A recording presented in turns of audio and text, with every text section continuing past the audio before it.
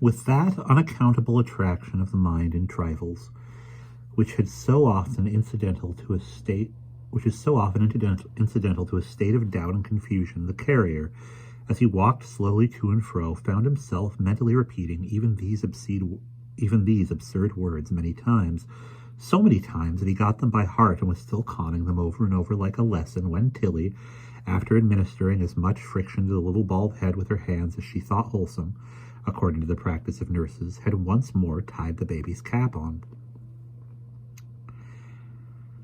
And a frightened and a precious pet sitting by the fires. What frightened and a frightened and a precious pets sitting by the fires. What frightened Dot, I wonder, mused the carrier, pacing to and fro. He scouted from his heart the insinuations of the toy merchant, and yet they filled him with a vague, indefinite uneasiness, for Tackleton was quick and sly, and he had a painful sense of himself, of being a man of slow perception, that a broken hint was always worrying to him.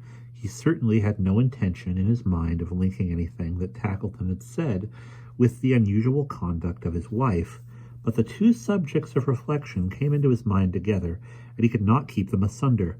The bed was soon made ready, and the visitor, declining all refreshments but a cup of tea, retired. Then Dot, quite well again, arranged the great chair in the chimney corner for her husband, filled his pipe and gave it to him, and took her usual little stool beside him on the hearth. She always would sit on the little stool. I think she must have had a kind of notion that it was a coaxing, wheedling little stool. She was, out and out, the very best filler of a pipe, I should say, in the 4 quarters of the globe. To see her put that chubby little finger in the bowl, and then blow down the pipe to clear the tube, and when she had done so, affect to think that there was really something in the tube, and blow a dozen times, and hold it to her eye like a telescope, with a most provoking twist of her capital little face as she looked down, it was quite a brilliant thing. As to the tobacco, she was a perfect mistress of the subject, and her lighting of the pipe with a wisp very near his nose, and yet not scorching it, was art, high art, and the cricket and the kettle, tuning up again, acknowledged it.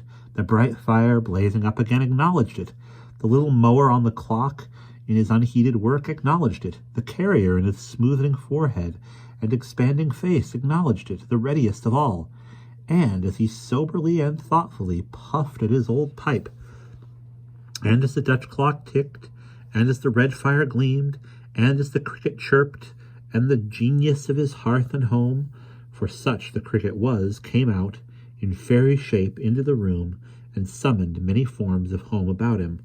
But what was that young figure of a man which the same fairy cricket set so near her stool, and which remained there singly and alone?